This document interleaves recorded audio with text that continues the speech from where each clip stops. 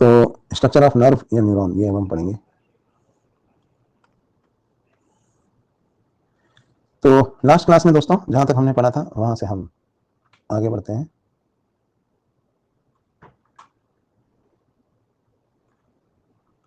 कोई मुझे बताएगा लास्ट क्लास में हमने क्या पढ़ा था?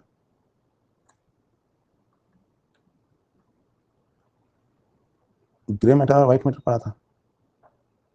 नर्व का स्ट्रक्चर पढ़ना था ना हमें। हाँ, न्यूरॉन का स्ट्रक्चर, ठीक है।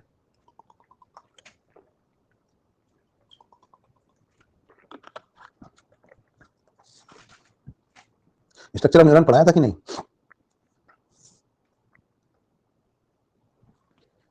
पढ़ाया था। देखो मैंने ये चीज पढ़ाई होगी लास्ट, यहाँ देखना।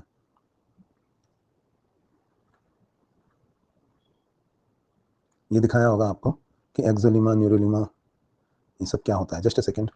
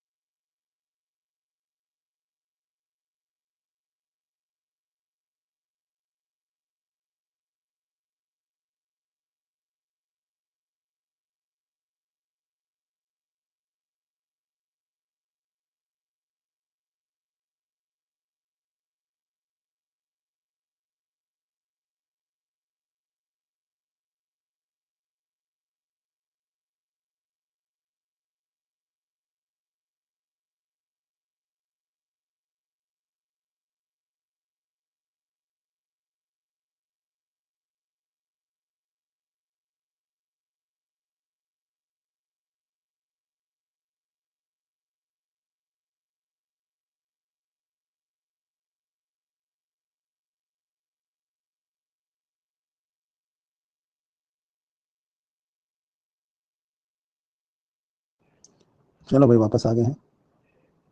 तो जो कुछ हमने पढ़ा था, अब तक जो कुछ हमने पढ़ा है, मैं क्विकली एक बार आपको बताता हूँ, ठीक है।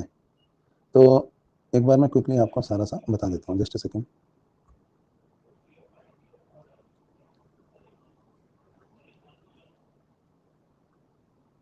ये देखिए, एक नोट्स की तरह है। ये वही डायग्राम्स हैं जो हमने पढ़े थे। पहले मैंने आपको नर्वस सिस्टम के बारे में पढ़ाया था, याद कीजिए कि सीएनएस क्या होता है, पीएनएस क्या होता है, कहाँ पे क्या होता है। आप चाहें तो बाद में इनको एक साथ डाउनलोड कर लेना। ये वही सारे फोटोग्राफ्स हैं जो हमने पढ़े थे। मैं इन्हीं को अभी एडिट कर रहा था। तो एक तो ये पढ़ा था हमने, है ना। फिर जस्ट अ सेकेंड ना, एक सेकेंड दो, मैं ढूंढ रहा हूँ।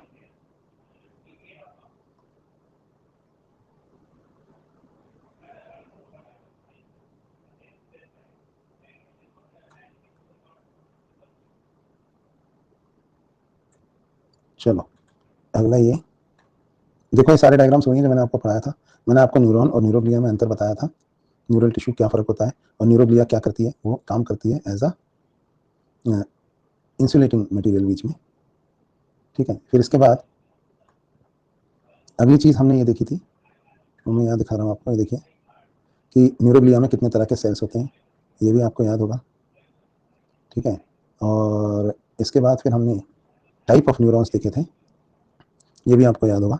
एपोलर, यूनिपोलर, बाइपोलर, स्यूडो यूनिपोलर और मल्टीपोलर, ये भी हमने पढ़ लिया था। फिर इसके बाद हमने एक नर्व का स्ट्रक्चर देखा था कि किस तरह से डेंड्राइट होते हैं, साइटोन होते हैं, ये एक्सोप्लाज्म होता है, ठीक है, और ये श्वान सेल्स होते हैं, माइलिन, माइलिन शीथ है ना, और ये सिनेप्टिक नॉब। अब यहाँ पे आपको पता है कि ये इधर मसल है और इधर यहाँ पर ये इस तरह से है, ठीक है। Just a second.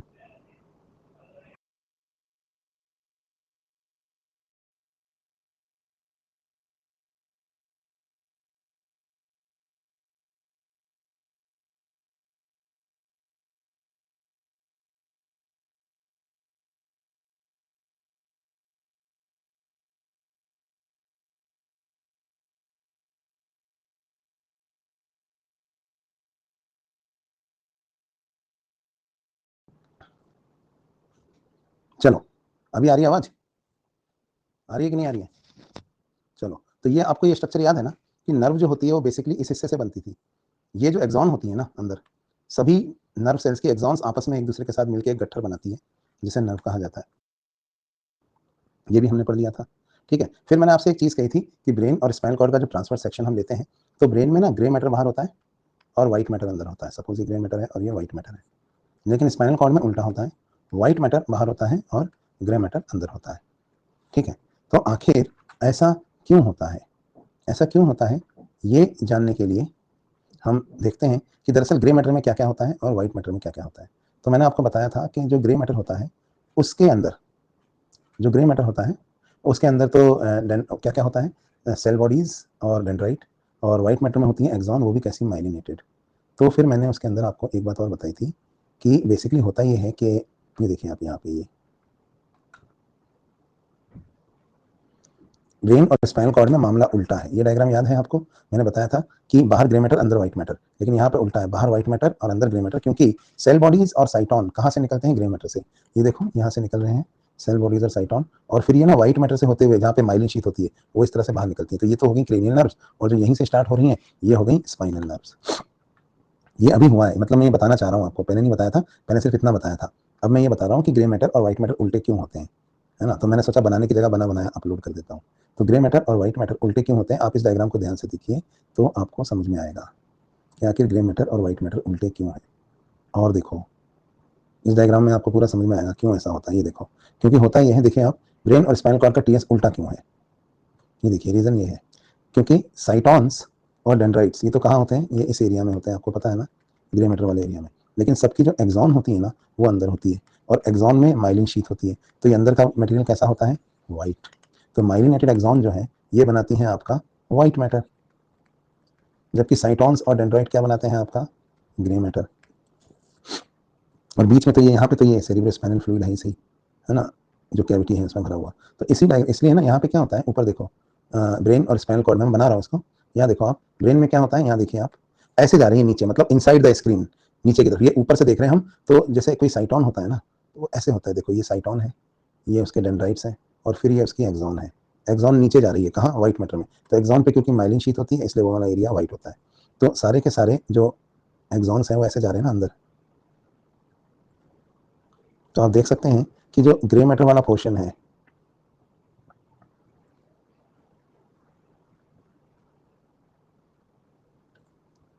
इसको देखो आप, ये यहाँ पे ये है ना, ये सारा पोर्शन ये व्हाइट मैटर है। तो बाहर का ग्रे मैटर और अंदर व्हाइट मैटर। लेकिन ये तो हो गया ब्रेन, पर स्पाइनल कॉर्ड में क्या होता है? बाद में ये स्पाइनल कॉर्ड से तो निकलती है नीचे, स्पाइनल कॉर्ड में उल्टा है, स्पाइनल कॉर्ड से नर्व्स बाहर निकलती है ना। तो ये देखो आप, ये यहाँ पे देखो आप, ये है इसका साइटोन, और फिर ये रही एक्सॉन, है ना। तो एक्सॉन जो है ना इसके अंदर, वो यहाँ से निकल रही है, ये साइटोन है और ये एक्सॉन, और देखो आप, ये साइटोन और ये निकल गई इसकी एक्सॉन। तो इसमें भी ग्रे मैटर अंदर है और इसमें उल्टा है, व्हाइट मैटर बाहर है, क्योंकि स्पाइनल कॉर्ड में तो नर्व्स निकलेंगी ना यहाँ से ही। तो अब आप ब्रेन और स्पाइनल कॉर्ड में फर्क समझ रहे हैं? उल्टा क्यों है? उल्टा क्यों है इसको देखने के लिए आप यहाँ समझिए, देखो अंदर वाला व्हाइट मैटर, बाहर वाला ग्रे मैटर। ये डायग्राम को ध्यान से देखो, ब्रेन का जो ग्रे मैटर वाला एरिया है वो ये है, इसमें सारे साइटोन रखे हुए हैं, ये दिख रहे हैं आपको, ये सब साइटोन्स हैं, यहाँ पर कलेक्शन ऑफ साइटोन है ये। क्या आप जानते हैं इस कलेक्शन ऑफ साइटोन को क्या कहा जाता है? इस कलेक्शन ऑफ साइटोन को कहा जाता है न्यूक्लियाई।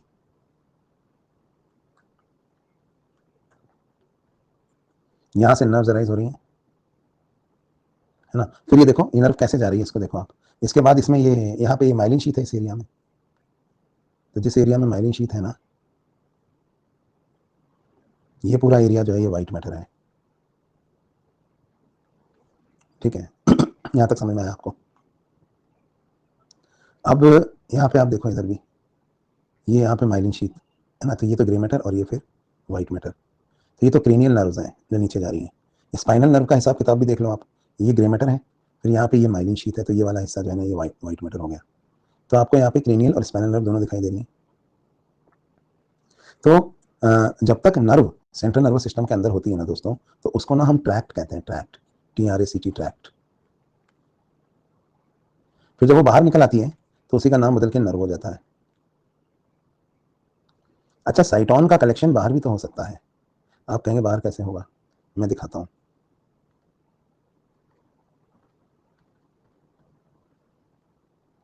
साइटोन का कलेक्शन बाहर कैसे हो सकता है वो भी दिखाता हूँ मैं आपको, जस्ट अ सेकेंड। एक और डायग्राम लेते हैं।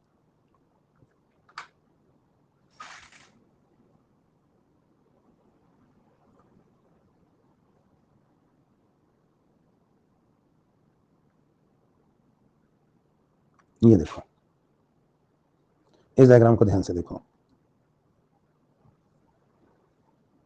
एक और लेते हैं।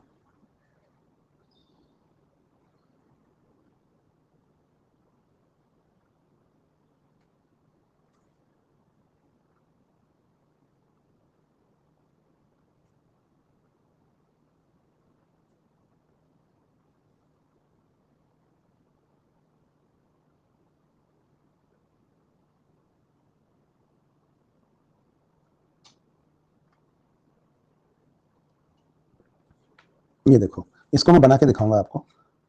यहाँ पे आपको मैं 4 चीजें समझाना चाह रहा हूँ। ट्रैक्ट, न्यूक्लियस, गैंग्लियन और नर्व, ये क्या होते हैं। तो हम एक काम करते हैं, इसको समझने के लिए जो डायग्राम यहाँ बना हुआ है इसको मैं दोबारा बना देता हूँ। ठीक, दोबारा बनाए। चलो, तो यहाँ पे हम समझने की कोशिश करेंगे तो किस तरह से ब्रेन और स्पाइनल कॉर्ड रखे हुए होते हैं। तो आप देखो, आप यहाँ पे सपोज ये वाला एरिया ना ये ब्रेन है,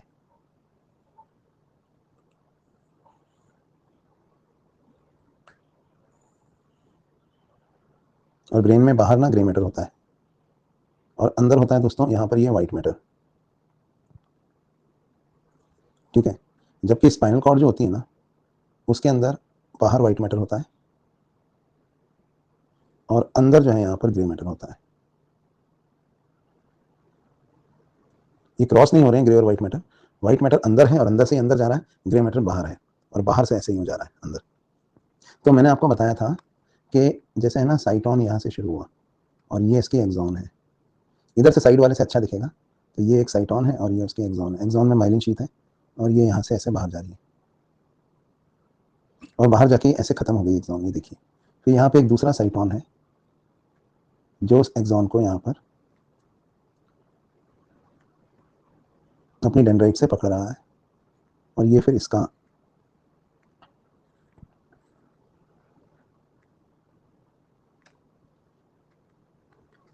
ऐसे है। ठीक है, कुछ साइटोन यहाँ है, ये स्पाइनल नर्व वाले हैं, वो भी यहाँ से ऐसे निकल रहे हैं, यहाँ आके खत्म हो गए। यहाँ पे एक दूसरा साइटोन अपनी डेंड्राइट से इनसे इंफॉर्मेशन रिसीव कर रहा है, ये देखो। तो ये हिस्सा तो ग्रे मैटर है और ये अंदर वाला जो है ये व्हाइट मैटर है।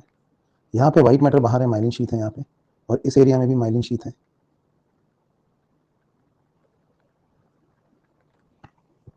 तो बहुत सारे एक्सॉन्स मिलकर बनाते हैं नर्व। जहाँ पे अच्छा यहाँ पे भी तो है ना, एक नर्व में बहुत सारे न्यूरॉन्स होते हैं ना, एक ही थोड़ी होता है। अभी दिखाऊंगा मैं आपको किस तरीके से, जैसे मसल्स में पढ़ा था ना बिल्कुल वैसे ही। फिर ये डायग्राम और समझ में आएगा आपको वापस।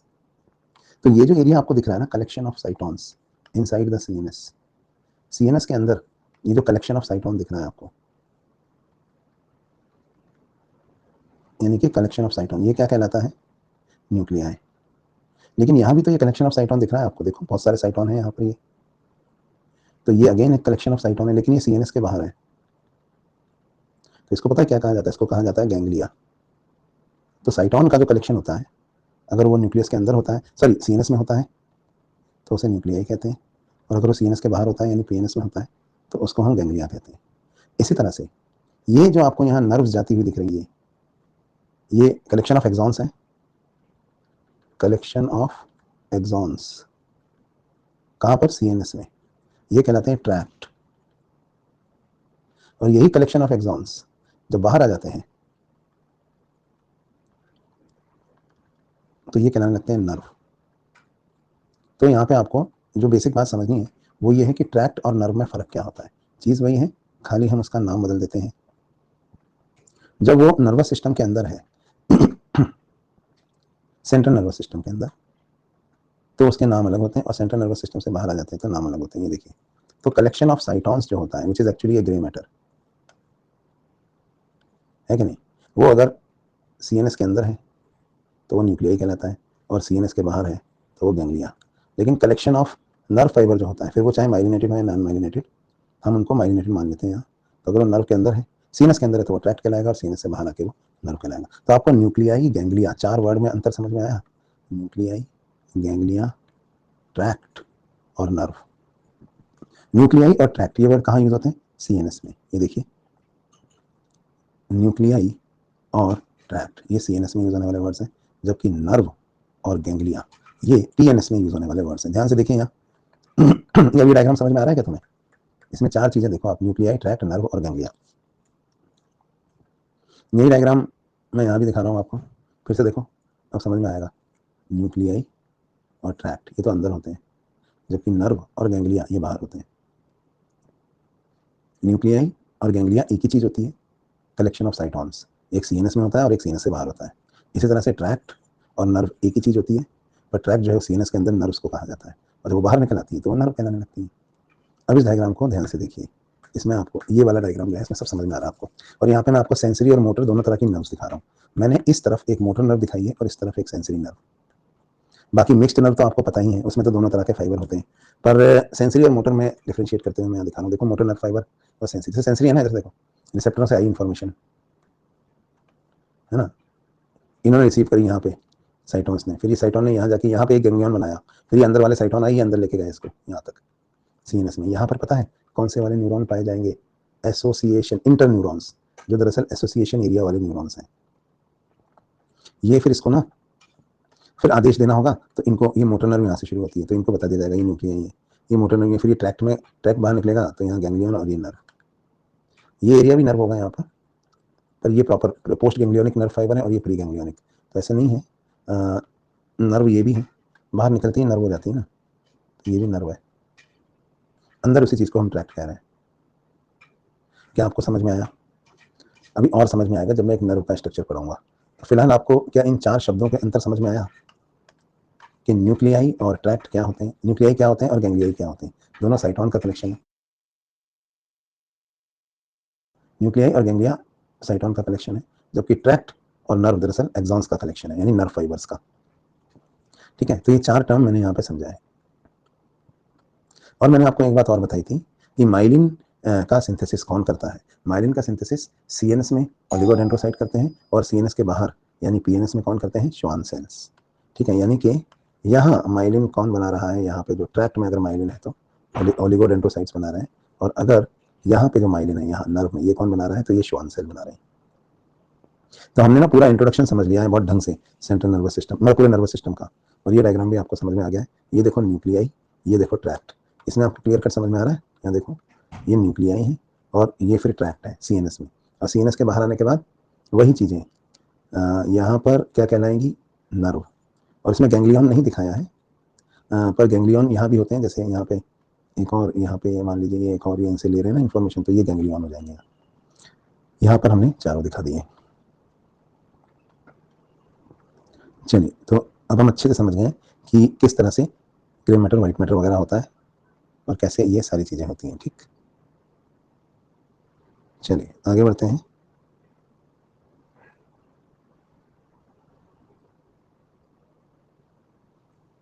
और अब हम ना एक नर्व का स्ट्रक्चर पढ़ेंगे। तो न्यूरॉन का स्ट्रक्चर मैंने आपको पढ़ाया था, याद होगा आपको। ये हमने पढ़ लिया था ना एक न्यूरॉन का स्ट्रक्चर, अच्छे से पढ़ लिया था हमने।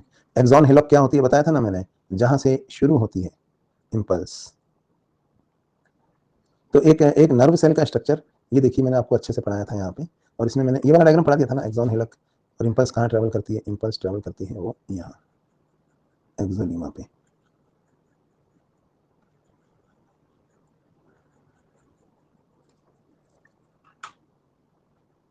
ठीक है,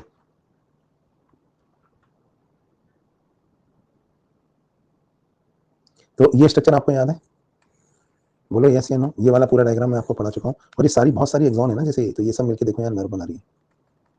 कितनी सारी एक्सॉन्स हैं ये दिख रही है आपको, ये सब मिलकर एक गट्ठर बना रही है, इसे कहा जाता है नर्व। तो आज हम ना फिर नर्व सेल का स्ट्रक्चर पढ़ चुके हैं, और इसी डायग्राम को बेस बनाकर अब हम इससे आगे की बात करते हैं। मैंने आपको बताया था कि ना साइटोन में क्या होता है, निसेल ग्रेन्यूल क्या होते हैं, ये सारी बातें मैं आपको पढ़ा चुका हूँ। और ये वाला डायग्राम भी आपको याद है ना। और एक ये देखो, एक्चुअल इलेक्ट्रॉन माइक्रोस्कोप में अगर एक ट्रांसवर्स सेक्शन देखा जाए तो वो कैसा दिखता है, टीएस कैसा दिखता है, इसको काट के अगर ट्रांसवर्स सेक्शन में देखें तो किसी भी एक्सॉन को, यानी कि ये है टीएस ऑफ एक्सॉन। ये देखिए आप, मतलब कहाँ से काट रहे हैं हम इसको काट रहे हैं सपोज यहाँ से ऐसे। तो देखो अंदर आपको क्या दिखाई दे रहा है, ये अंदर तो एक्सोप्लाज्म भरा हुआ है इसके, है ना। एक्सोप्लाज्म के बाद दोस्तों यहाँ देखिए आप, ये क्या है, ये ऑरेंज लाइन जो मैं बना रहा हूँ ये एक्सोलीमा है। ठीक है, इसके बाद आपको यहाँ पे ना ये श्वान सेल दिखाई दे रहे हैं, ये देखो ये बाहर, ये श्वान सेल है। और श्वान सेल की जो लाइन होती है ना ये, वो ये है न्यूरोलीमा। और श्वान सेल का साइटोप्लाज्म यहाँ अंदर आपको ये दिख रहा है। लेकिन दूसरी चीज, श्वान सेल और एक्सोलीमा के बीच में यहाँ ये क्या भरा हुआ है, ये है माइलिन। ये माइलिन शीट है देखो, है ना। तो ब्लैक से इसमें माइलिन दिखाया गया है आपको, समझ में आ रहा है नहीं आ रहा, ये सब माइलिन है। तो ये ट्रांसफर सेक्शन समझ में आया आपको, ये इसका ही ये एल एस है और ये टी एस है एक्चुअल। नहीं समझ में आया तो जो बेसिक बातें आपको पता है उतनी काफ़ी है। तो हमने यहाँ पे एक ट्रांसफर सेक्शन भी समझ लिया है और न्यूरॉन्स के बारे में भी समझ लिया है। फाइनली हमने ये भी समझ लिया है कि माइलिनेटेड और नॉन माइलिनेटेड नर्व फाइबर्स में क्या फ़र्क होता है। चलो ये भी देख लेते हैं। देखो भैया, माइलिनेटेड और नॉन माइलिनेटेड को मेड्यूलेटेड और नॉन मेड्यूलेटेड भी कहा जाता है। माइलिन मतलब है मेडुला, ठीक है। तो क्या फ़र्क है माइलिनेटेड और नॉन माइलिनेटेड में, देखो माइलिनेटेड फाइबर्स में माइलिन शीथ होती है, नॉन माइलिनेटेड में माइलिन शीथ एब्सेंट होती है। ये व्हाइट अपीयर होते हैं जबकि ये ग्रे अपीयर होते हैं। माइलिनेटेड फाइबर्स में नोड ऑफ रेनवियर प्रेजेंट होंगे। क्यों प्रेजेंट होंगे, क्योंकि बाकी जगह पे तो माइलिन है, यहाँ पे नोड ऑफ रेनवियर जैसी कोई चीज नहीं होगी, यहाँ तो माइलिन है ही नहीं ना, पूरा ही नोड ऑफ रेनवियर है। माइलिनेटेड नर्व फाइबर्स में कोलेटरल नर्व फाइबर्स प्रेजेंट होंगे। कोलेटरल मतलब ऐसे साथ साथ पैरेलल चलते हुए, क्यों, क्योंकि उनके बीच में माइलिन है तो इंसुलेशन मौजूद है। लेकिन यहाँ पे कोलेटरल नर्व फाइबर एब्सेंट होंगे, क्यों, क्योंकि माइलिन शीथ नहीं है। ये कहाँ प्रेजेंट होते हैं, व्हाइट मैटर में, of brain and spinal cord and cranial and spinal nerves. जबकि ये नॉन माइलिनेटेड कहाँ प्रेजेंट होता है, ऑटोनॉमिक नर्वस सिस्टम में। नर्व फाइबर की बात हो रही थी दोस्तों, नर्व फाइबर से यहाँ मतलब होता है एक्सॉन, तो इसलिए मैंने यहाँ पे ग्रे मैटर नहीं लिखा है। लेकिन अगर आप डेंड्राइट की बात करेंगे और साइटोन की बात करेंगे तो फिर आप इसमें लिख सकते हैं grey matter of brain and spinal cord.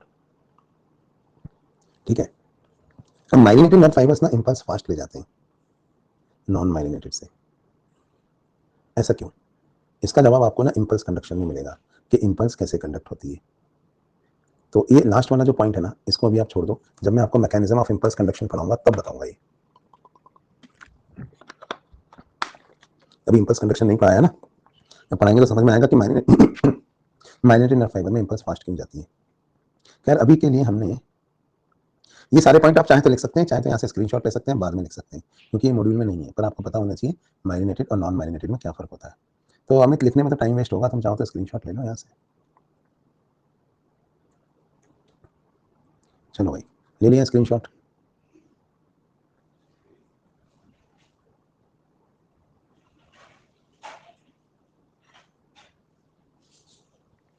ठीक है, फ्रेश स्टेट इसलिए मेंशन किया है क्योंकि मरने के बाद जिंदा आदमी में है, मरने के बाद तो इन सबका स्ट्रक्चर चेंज होने लगता है। ठीक है, इसलिए यहाँ फ्रेश स्टेट वर्ड लिखा हुआ है। तो भाइयों ये हमारा ना एक आइडिया हो गया कि न्यूरॉन का स्ट्रक्चर कैसा होता है। अब हम इससे आगे बात करते हैं, और आज हम ना एक नर्व के स्ट्रक्चर को समझेंगे कि एक नर्व कैसी दिखती है। अब एक नर्व कैसी दिखती है भैया, ये जानने के लिए ये देखो आप, ये वाला डायग्राम आप समझ गए ना, ये तो वही है। ये एरियाज जो होते हैं ना, ये वाले एरिया नर्व बनाएंगे। चलो देख लेते हैं। आपने मसल पढ़ी थी, क्या आपको याद है आपने मसल्स पढ़ी थी? तो नर्व का स्ट्रक्चर बनाने से पहले एक छोटी सी बात बता दूं आपको। न्यूरोग्लिया में मैंने आपको 2-3 तरह के सेल्स बताए थे, कौन कौन से, एस्ट्रोसाइट, ऑलिगोडेंड्रोसाइट्स, है ना। मैं आपको उनके कुछ और फोटोग्राफ्स दिखा देता हूँ, ये सिर्फ समझने के लिए है। समझ में आए तो अच्छा, नहीं आए तो उससे भी अच्छा। एक और तरीके के सेल्स होते हैं न्यूरोग्लिया में, एपेंडाइमल सेल्स। ये सेल्स ना CSF सिक्रीट करते हैं, कोरोइड प्लेक्सस में होते हैं। तो अभी मैं कुछ सेल्फीज दिखाने वाला हूँ जो इन लोगों ने अपनी इंस्टाग्राम पे पोस्ट करी है, न्यूरॉन्स वगैरह ने। समझ में आया तो अच्छा, नहीं आया तो कोई बात नहीं। जैसे आप यहाँ पे देखो, ये एक न्यूरॉन है। अब इस न्यूरॉन ने, में ये दिख रहा है आपको, ये ऊपर वाला हिस्सा डेंड्राइट, ये इसका साइटोन, और ये खूब सारे डेंड्राइट। यहाँ पे देखिए, ये इसके एक्सॉन है, देखिए आपको। कई बार इनसे कोलेटरल फाइबर्स भी निकलते हैं। और ये देखो, ये नीचे देखो, एक सिनेप्स दिख रही होगी आपको यहाँ पे दूसरे साइटोन के साथ, ठीक है। एक और डायग्राम दिखाता हूँ मैं आपको, सिर्फ कॉन्सेप्ट समझाने के लिए है ये, फिर हम आगे बढ़ेंगे। यहाँ पे आप देखिए, ये वही डायग्राम है।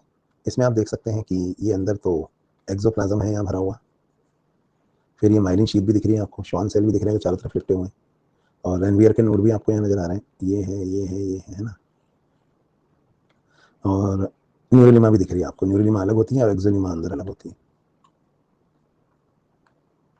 ये तो आधार वाले फोटो है। एपेंडाइमल सेल ने अपनी इंस्टा वाली फोटो डाली है। ये ऐसे दिखते हैं सेल, क्या काम करते हैं, यही CSF सिक्रीट करते हैं। ये भी न्यूरोग्लिया के ही सेल माने जाते हैं, ठीक है। और न्यूरल टिश्यू की क्लासिफिकेशन तो हमने देख ही ली थी। Basically broadly speaking neural tissue की क्लासिफिकेशन देखेंगे तो 4 तरह के सेल्स हैं, न्यूरॉन, न्यूरोग्लिया, एपेंडाइमल सेल्स और न्यूरोसिक्रीटरी सेल्स। न्यूरोसिक्रीटरी सेल्स वो न्यूरॉन्स हैं दैट सिक्रीट हार्मोन्स। याद करो, मैंने आपको इनके बारे में एंडोक्राइन में बताया था। ये आपको एड्रिनल मेडुला में मिलते हैं, और ये मिलते हैं आपको हाइपोथैलेमस में, पोस्टीरियर पिट्यूटरी के लिए जो हार्मोन सिक्रीट करते हैं। तो न्यूरल टिश्यू 4 तरह की होगी, जिसमें से न्यूरॉन्स जो होते हैं, न्यूरॉन के बारे में हमने पढ़ा था, इसमें एक साइटोन होता है और न्यूराइट्स होते हैं। साइटोन के हिसाब से 5 तरह के हो गए, और इधर न्यूराइट्स में डेंड्राइट और एक्सॉन आते हैं। और न्यूरोग्लिया में 3 तरह के होते हैं, वो तो मैंने आपको बता ही दिए 4 तरह के किस तरीके से। इसके अलावा कुछ जो न्यूरोग्लियन सेल्स थे, उसमें से कुछ एस्ट्रोसाइट सेल्स आप देखना चाहें कैसे दिखते हैं, तो ऐसे दिखते हैं, स्टार शेप। ये जो ब्लड ब्रेन बैरियर बनाते हैं, इनका एक्चुअल फोटो भी आपने देखा हुआ है, जो ब्लड ब्रेन बैरियर वाले डायग्राम में आपने देखा था। Unipolar, pseudo unipolar, bipolar neurons के फोटो भी यहाँ पे मैंने आपको दोबारा दिखा दिया है। ये देखो, ये स्यूडो यूनिपोलर, ये यूनिपोलर, ये मल्टीपोलर, ये देखिए इसको आप, ये बाइपोलर है और ये नॉन पोलर है। ये 5 वही फोटोग्राफ्स हैं जो मैंने आपको दिखाए हैं। Only to clear your concepts, है ना। मैं एक बार और रिवाइज करा रहा था, क्योंकि जितने ज़्यादा फोटो हम देखते हैं, फोटोग्राफिक मेमोरी बनती है, उतना अच्छा हो जाता है। ये श्वान सेल्स भी आपको दिख रहे हैं जो चारों तरफ लिपटे हुए हैं, किसके, एक्सॉन के, ठीक है। और ये माइलिन शीट है जो इन्होंने फॉर्म करी है। तो अब हम अच्छे से समझ गए। अब हम कॉन्सेप्ट की क्लियरिटी के अगले लेवल पे जाएंगे और एक नर्व का स्ट्रक्चर देखेंगे। और दोस्तों, नर्व का स्ट्रक्चर देखने के लिए आपको मसल का स्ट्रक्चर याद करना पड़ेगा। क्या आपको याद है मसल का स्ट्रक्चर कैसा होता था? Epimysium, perimysium, endomysium, fasciculus. बस सार्को की जगह न्यूरो लिख दो, सार्कोलीमा की जगह न्यूरोलीमा। बस वही है नर्व का स्ट्रक्चर, और कोई फर्क ही नहीं है। आप कहेंगे ऐसे कैसे, तो मैं दिखाता हूँ आपको। नर्व और मसल के स्ट्रक्चर में दोस्तों कोई फर्क नहीं है। ये देखो पहला डायग्राम, बस मसल मोटी होती है, नर्व पतली होती है। बस माइसियम की जगह न्यूरियम लिख देना, एपिन्यूरियम, पेरीन्यूरियम, एंडोन्यूरियम। और सार्कोलीमा की जगह एक्सोलीमा और न्यूरोलीमा, 2 चीजें होती हैं। दिन डायग्राम्स को ध्यान से देखिए। जैसे मसल फाइबर एक बंडल में होते हैं, वैसे ही नर्व भी, मसल बहुत सारे फेसिकुलस से मिलकर बनती है, वैसे नर्व में भी बहुत सारे फेसिकुलस होते हैं। और ये फेसिकुलस, जैसे नर्व फाइबर, मसल फाइबर एक मसल सेल था, नर्व फाइबर एक नर्व सेल है, और सब कुछ सेम है। इन डायग्राम्स को मैं एक एक करके अभी और दिखाऊंगा आपको, तब तक आप अपने दिमाग से इसको समझने की कोशिश कीजिए। सेम डायग्राम है, बस मसल की जगह नर्व।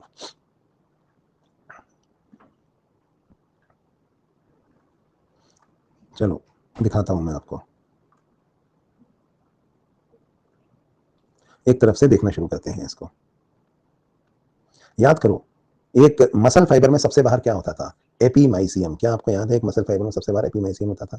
यहां भी है, ये रहा, लेकिन उसका नाम एपीमाइसियम नहीं, एपिन्यूरियम है। अब एपिन्यूरियम के अंदर बहुत सारे बंडल हुआ करते थे, यानी कि फेसिकुलस। ये देखो, दिख रहे हैं आपको? तो ये फेसाइकल्स कहलाते हैं ना प्लूरल में, तो ये फेसिकुलस है, दिखा आपको?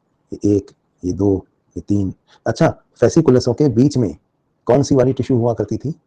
फेसिकुलस के बीच में यहाँ ये सब क्या है? ये है पेरीन्यूरियम। ये देखो, तो ये सब जो तुम्हें यहाँ दिखाई दे रही है ये सब है पेरीन्यूरियम। ठीक, ये हो गई पेरीन्यूरियम।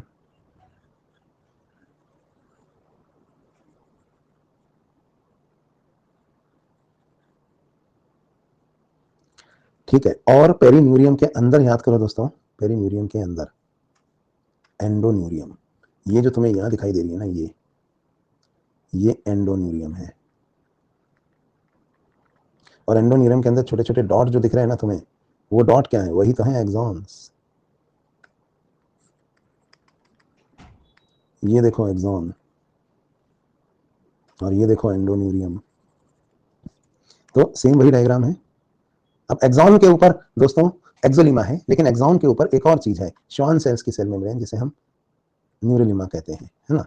तो एक श्वान सेल एक्स्ट्रा आ गए बीच में, बाकी तो सब मसल का ही स्ट्रक्चर है।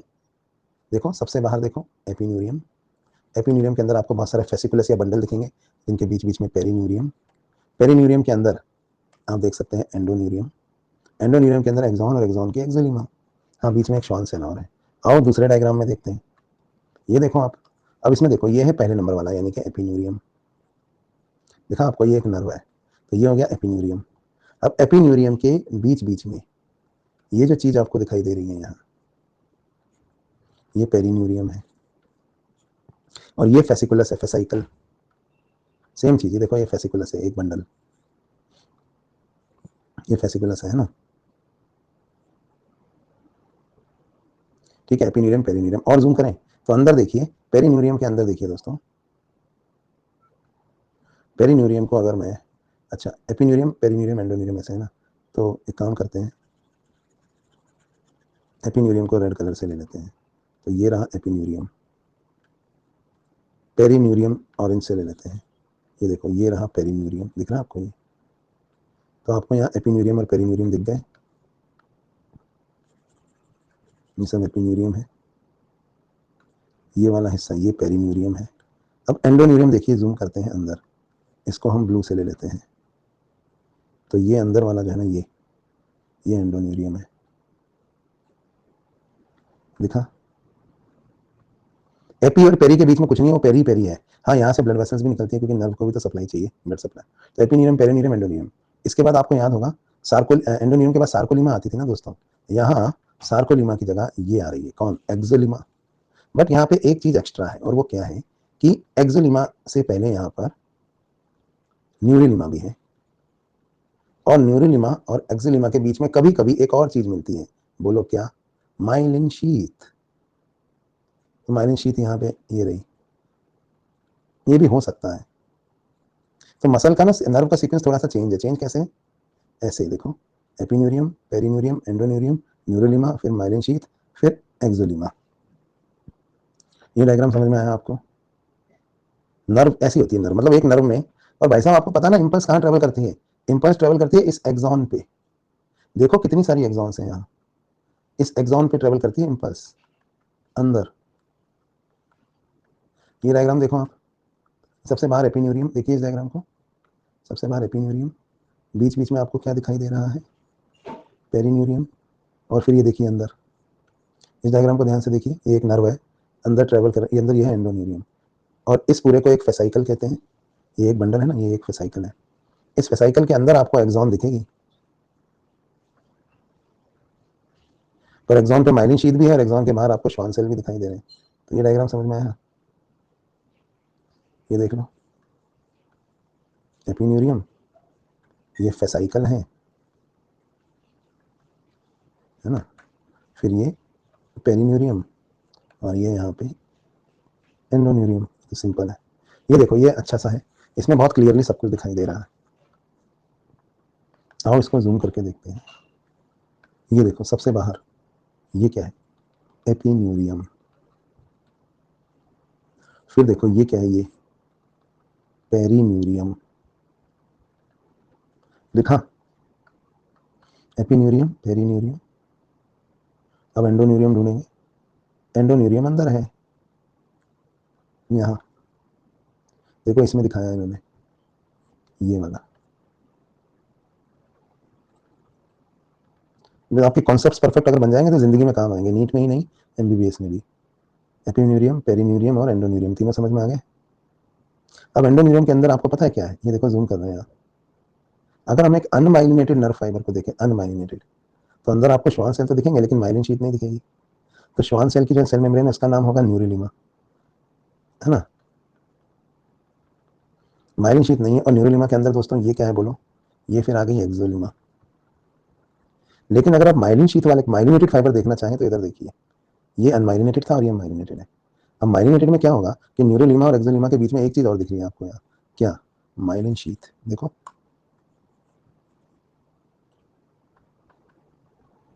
और ये तो एक्सोलिमा है ही सही।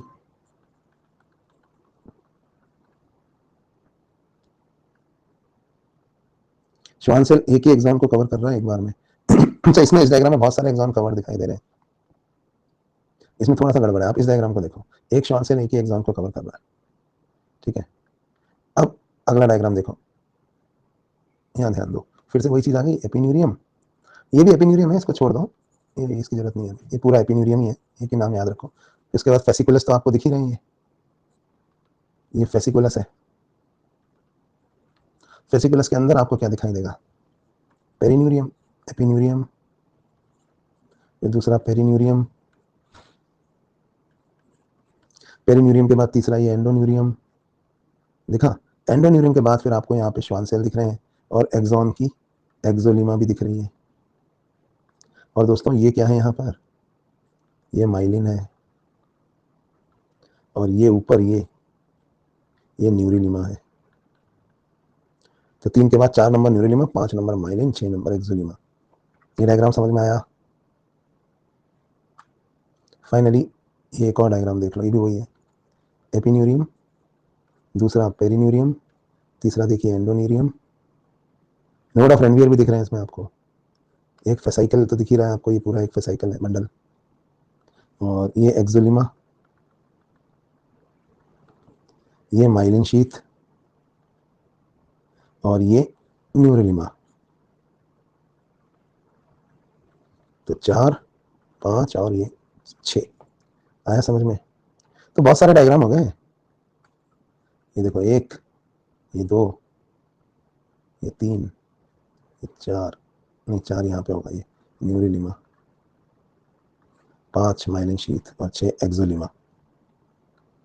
तो हम आपको अच्छे समझ में आ गया। एडिपोज थोड़ा बहुत कनेक्टिव टिश्यू होती है बीच में, ये सब बाकी चीजों के बारे में मत देखो यहाँ। काम ब्लड वेसल भी है, तो नर्व के अंदर ब्लड सप्लाई भी तो होगी, छोटी छोटी ब्लड वेसल्स, क्योंकि नर्व भी तो लिविंग सेल्स की बनी हुई है ना। तो ये बिल्कुल मसल वाला ही स्ट्रक्चर है, याद करो, बस छोटा है, पतला है। अच्छा, साइटोन क्यों नहीं दिख रहे, किसी ने सवाल पूछ लिया, तनु अभी अभी नींद से जागी है कि सर नर्व में हमें साइटोन क्यों नहीं दिख रहे। तनु जी, सारे साइटोन एक तरफ है, सब साइटोन मिलके जो बीच वाला हिस्सा बनाते हैं उसी को तो नर्व। अरे मैंने आपको शुरू में बताया था साइटोन क्यों नहीं दिखेंगे, यहाँ देखो ना आप, ये एक है ना, साइटोन क्यों नहीं दिखेंगे, अरे कितनी बार बताया था यार, आप ध्यान नहीं दे रहे इसका मतलब क्लास में।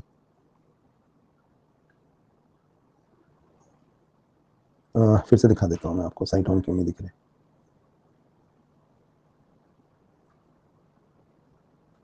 एक तो ये डायग्राम देखो आप, ये सब मिलके नर्व बना रहे, तो नर्व इस हिस्से को कहते हैं अपन, ये साइटोन सारे एक तरफ है, ये बताया था ना, इसलिए नहीं दिख रहे, क्योंकि एक्सॉन्स का गट्ठर नर्व कहलाता है। साइटोन बहुत छोटे होते हैं, उनकी कोई वैल्यू नहीं है, एक्सॉन्स का जो गट्ठर होता है उसी को नर्व कहते हैं। याद करो ये डायग्राम, याद आया। सारे एक्सॉन की निरंजन लेंथ सेम ही होगी ना, तभी तो एक नर्व में आएंगे वो, ये तो गड़बड़ नहीं हो जाएगी। ये जो इधर साइटोन दिख रहे हैं ना तुम्हें, ये या तो न्यूक्लियाई है या फिर ये गैंग्लिया है, क्योंकि अगर ये सीएनएस के अंदर है तो इनका नाम है न्यूक्लियाई, और अगर ये सीएनएस से बाहर आ चुके हैं, यानी कहाँ आ चुके हैं, पेरिफेरल नर्वस सिस्टम में, तो इन्हीं का नाम है गैंग्लिया। बात समझ में आई। नर्व लिखा है तो इसका मतलब ये पीएनएस है, क्योंकि सीएनएस होता तो यहाँ ट्रैक लिखा होता, यही तो बता रहा हूँ। इतनी क्लैरिटी से आपको कोई नहीं समझाएगा, फिर भी अगर आप नहीं समझ रहे हैं तो फिर मतलब हम सुपरलेटिव स्टैंडर्ड्स पे पढ़ने के लायक ही नहीं है, हम पढ़ना ही नहीं चाहते, हम बस टाइम पास करें। डॉक्टर बनना है ना तो पढ़ना पड़ेगा आपको। तो हमने यहाँ पे ना एक नर्व बड़ी बहुत ही खूबसूरती से हमने एक नर्व की बहुत सारी फोटोग्राफ्स देखी, और हमें तुरंत समझ में आ गया नर्व का स्ट्रक्चर कैसा होता है, एपिन्यूरियम, पेरिन्यूरियम, एंडोन्यूरियम। मजे की बात बताऊँ आपको, नर्व इंपल्स जब पढ़ाई जाती है ना, नर्व इम्पल्स। तो इम्पल्स पता है कहाँ ट्रेवल करती है? इम्पल्स ट्रेवल करती है इस एक्सॉन पे, है ना, बताया ना मैंने आपको, एक्सॉन पे। और ब्यूबू मास्टर पता है नर्व इम्पल्स कहाँ ट्रेवल कराते हैं? नर्व पे। कहते हैं नर्व इम्पल्स नर्व पे ट्रेवल करती है, यानी कि एपिन्यूरियम पे। जाकर देखना यूट्यूब में, ये नर्व पे इम्पल्स ट्रेवल करती है। अबे एक इम्पल्स थोड़ी ट्रेवल करती है नर्व में, लाखों इम्पल्सेस ट्रेवल कर रही होती हैं, क्योंकि एक नर्व के अंदर पता नहीं कितने एक्सॉन हैं। एक एक्सॉनों का गट्ठर एक फेसिकुलस कहलाता है ना। तो नर्व की सरफेस पे इम्पल्स नहीं ट्रेवल करती है, हजारों इम्पल्सेस अंदर ट्रेवल कर रही है। मैंने आपको पहले भी बताई थी बात, कहाँ? एक्सॉन्स पे। जैसे जो बिजली का तार होता है, मोटा तार, आपने देखा होगा, उस तार के ऊपर प्लास्टिक की कवरिंग होती है, उसके अंदर बहुत सारे तार होते हैं, तार के अंदर पतले पतले वायर्स होते हैं, बहुत पतले पतले वायर्स। हर एक वायर पे करंट ट्रेवल कर रहा है, सिर्फ उस तार के ऊपर नहीं ट्रेवल कर रहा है। समझ में आई बात?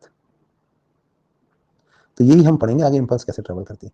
तो हमने अभी बहुत कॉन्सेप्चुअल तरीके से एक नर्व का स्ट्रक्चर, एक न्यूरॉन का स्ट्रक्चर, और इम्पल्स आके ट्रेवल कहाँ करती है, सब पढ़ लिया है ना। तो हमने ना एक आइडिया ले लिया है कि नर्व्स जो है वो किस तरह से होती है। एक चीज और बतानी थी, न्यूरोट्रांसमीटर्स, वो मैं आपको बाद में बताऊंगा। न्यूरॉन्स मैंने 3 तरह के बता दिया आपको, सेंसरी, इंटरन्यूरॉन और मोटर। न्यूरोट्रांसमीटर्स के बारे में हम जब बात करेंगे, जब हम इम्पल्स कंडक्शन पढ़ेंगे एक नर्व के अंदर। तो चलिए, हमारा अगला जो टॉपिक है वो ये है कि नर्व पर इम्पल्स कैसे ट्रैवल करती है। और याद रखें दोस्तों, ये लंबा टॉपिक है, आज मैं आपको सिर्फ इंट्रोड्यूस कराऊंगा इसमें, और फिर अगली क्लास में इसका पूरा मैकेनिज्म हम समझेंगे, क्योंकि अभी तो आज तो हाफ एन आवर के आसपास ही बचा है। तो हम इसको स्टार्ट करते हैं कि एक नर्व में इम्पल्स कैसे ट्रैवल करती है। तो दोस्तों, सबसे पहली बात जिसमें आपको पता होनी चाहिए वो ये है कि नर्व इम्पल्स कहाँ ट्रैवल करती है। ये अब आप अच्छे से समझ गए हैं कि जो नर्व इम्पल्स दरअसल ट्रैवल करती है, वो ट्रैवल करती है एक्सॉन के ऊपर, एक्सॉन की एक्सोलिमा के ऊपर। यानी हमने कुछ देर पहले जो एक डायग्राम्स हमने बहुत सारे आज बनाए हैं, उसमें से एक डायग्राम में फिर से आपको दिखा रहा हूं, ध्यान से देखें। ये वाला नर्व कहाँ ट्रेवल करती है, इम्पल्स कहाँ ट्रेवल करती है? तो जवाब है, इम्पल्स जो है वो यहाँ ट्रेवल करती है, येलो लाइन पे, इधर भी और इधर भी। और जब हम इम्पल्स कंडक्शन पढ़ेंगे दोस्तों, तो ये जो आपको यहाँ दिख रहा है, ये तो एक माइलिनेटेड नर्व फाइबर है। लेकिन चीज़ों को सिंपल रखने के लिए पहले मैं आपको एक नॉन माइलिनेटेड फाइबर पर इम्पल्स कैसे ट्रेवल करती है वो पढ़ाऊंगा। तो चलिए, और इम्पल्स कहाँ एक्सॉन पे ट्रेवल कैसे करती है वो हमें पढ़ना है, ठीक है। तो इम्पल्स एक्सॉन पे कैसे ट्रेवल करती है वो हम देखेंगे।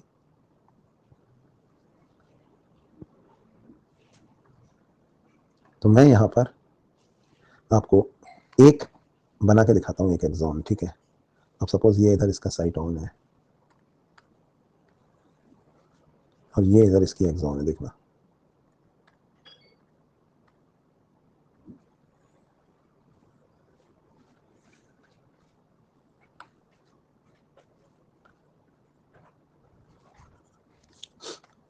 तो हमको ना इधर वाले हिस्सों से आप कोई मतलब नहीं है, ये इन पे इम्पल्स कैसे ट्रेवल कर रही है वो हमें नहीं पढ़ना है। ये जो डेंड्राइट वेंड्राइट है ना, हम इधर आगे ये कहाँ जा रही है वो हम बाद में देखेंगे। हम इम्पल्स का ट्रेवल इस एक्सॉन पे पढ़ेंगे, ठीक। और यह है एक नॉन माइलिनेटेड एक्सॉन, यानी इस पे माइलिन शीथ नहीं है, ठीक है। तो यहाँ पे ये जो लाइन आपको दिख रही है, ये है एक्सोलिमा, और इस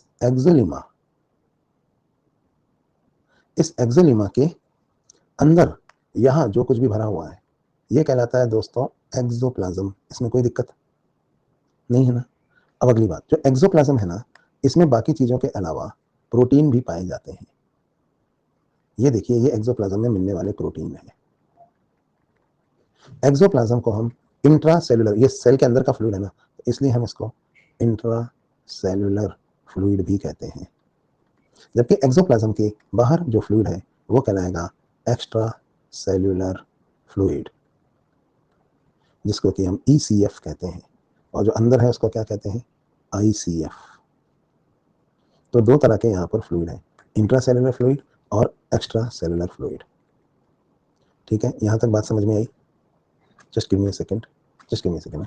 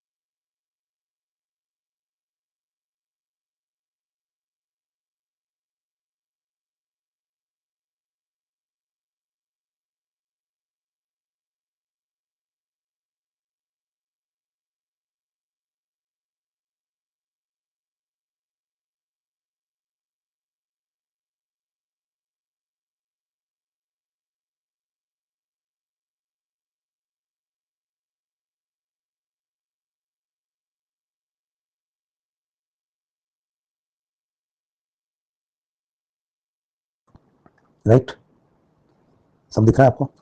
अब सुनिए, एक काम करते हैं, नॉन माइलिनेटेड एक्सॉन का एक हिस्सा मैं जूम कर देता हूं यहां, इतना सा हिस्सा, ये मैं आपको पढ़ाऊंगा। एक्सॉन बहुत लंबी है, तो उसके छोटे से हिस्से को हम जूम करते हैं, इतने से हिस्से को, और इसको जूम करके अगले पेज पे बनाते हैं। ठीक है, तो मैं यहाँ अगले पेज पे यही डायग्राम दोबारा बना रहा हूँ। येलो की जगह व्हाइट कलर से ले रहा हूँ मैं, समझाने में इजी रहेगा इसलिए। ये देखिए, ये एक्सॉन है, जैसे मसल फाइबर था ना, वैसे यहाँ पर मैं नर्व फाइबर की एक्सॉन को जूम करके बना रहा हूँ।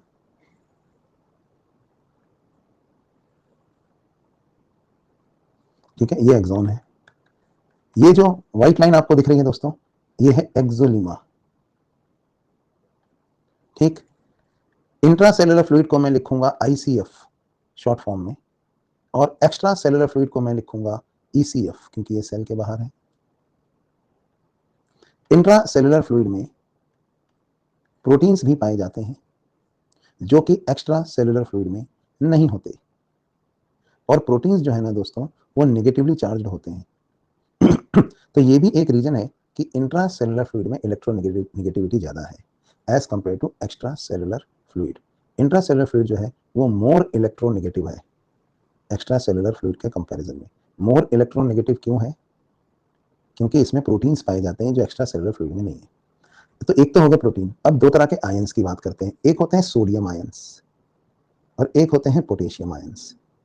ऐसा है, सोडियम आयन भी और पोटेशियम आयन भी दोनों ही इंट्रासेलुलर फ्लूइड और एक्स्ट्रा सेलुलर फ्लूइड में पाए जाते हैं, लेकिन एक्स्ट्रा सेलुलर फ्लूइड में क्या ज्यादा पाए जाते हैं? सोडियम आयन ज्यादा पाए जाते हैं। ठीक है, जबकि इंट्रासेलुलर फ्लूइड में भी सोडियम और पोटेशियम दोनों ही मिलते हैं, लेकिन ज्यादा कौन मिलते हैं? ज्यादा मिलते हैं यहाँ पे पोटेशियम आयंस, है ना। तो मैं आज आपको ये बताऊंगा कि इन आयंस का ट्रांसपोर्टेशन इस मेम्ब्रेन के अक्रॉस कैसे होता है, और इस मेम्ब्रेन के across there is a potential difference. इस मेम्ब्रेन के अक्रॉस एक पोटेंशियल डिफरेंस है। रिलेटिवली ना, पॉजिटिव चार्ज बाहर ज्यादा है और नेगेटिव चार्ज अंदर ज्यादा है। तो हम कह सकते हैं, अच्छा जो इस तरफ है ना दोस्तों, सेम वैसा ही इस तरफ भी है, पर मैं एक तरफ दिखाऊंगा आपको सिर्फ, है ना। दोनों तरफ सेम चीज है, और इंपल्स जब ट्रेवल करेगी भाइयों बहनों, तो वो इस पे भी ट्रेवल करेगी और इस पे भी ट्रेवल करेगी, पर चीजों को सिंपल रखने के लिए हम सिर्फ एक तरफ कॉन्सेंट्रेट करेंगे। किस तरफ? इस तरफ, राइट। है सब कुछ वैसा का वैसा इस तरफ भी, पर मैं इस तरफ से ये सब मिटा रहा हूं ताकि कंफ्यूजन ना रहे, है ना। हम एक तरफ देखते हैं कैसे इंपल्स ट्रेवल करती है। यहां पर कुछ चैनल्स हैं जो पोटेंशियल डिफरेंस में चेंज आने पे खुलते हैं, और चैनल स्पेसिफिक है। कुछ सोडियम के चैनल हैं और कुछ हैं पोटेशियम के चैनल्स। सोडियम के चैनल से सिर्फ सोडियम पास हो सकता है और पोटेशियम के चैनलों से सिर्फ पोटेशियम पास हो सकता है। नॉर्मली ये दोनों ही चैनल बंद रहते हैं, लेकिन जब कभी भी ये चैनल खुलेंगे तो इनसे जिस आयन के लिए बने हैं वो आयन पास हो सकता है। यानी यहाँ पर आपको दो तरह के चैनल्स दिख रहे हैं, देखिए जो मैंने ऑरेंज से लिखे हैं, ये हैं Na+ चैनल्स, यानी कि सोडियम चैनल, जबकि जो पोटेशियम से लिखे, ये जो लिखे हैं यहाँ पे, ये है पोटेशियम चैनल्स, यानी कि K+ चैनल। तो यहाँ दो तरह के चैनल है, सोडियम चैनल और पोटेशियम चैनल। ठीक है, दो तरह के चैनल है यहाँ पे। ठीक, ये फिलहाल बंद है, और पता है कब खुलेंगे? जब पोटेंशियल डिफरेंस में एक लिमिट से, एक थ्रेशोल्ड से ज्यादा का चेंज आएगा। एक थ्रेशोल्ड से ज्यादा का चेंज आएगा तो सारे सोडियम चैनल खुल जाएंगे, नहीं तो एक भी नहीं खुलेगा। इसी तरह से एक थ्रेशोल्ड से ज्यादा का चेंज आएगा तो सारे पोटेशियम चैनल खुल जाएंगे, नहीं तो एक भी नहीं खुलेगा। ऑन और नन, या तो सारे खुलते हैं या एक भी नहीं खुलता है। फिलहाल दोनों ही बंद हैं, सोडियम चैनल भी बंद है और पोटेशियम चैनल भी बंद है, दोनों ही क्लोज्ड है। ठीक है, यहाँ पर एक चीज और होती है जिसे हम कहते हैं सोडियम पोटेशियम पंप। ये जो सोडियम पोटेशियम पंप होता है, ये एक अलग चीज है। ये एक ऐसा पंप है जो Na+K+ पंप, इसको मैं ऐसे दिखा देता हूँ, ऐसे बना देता हूँ यहाँ।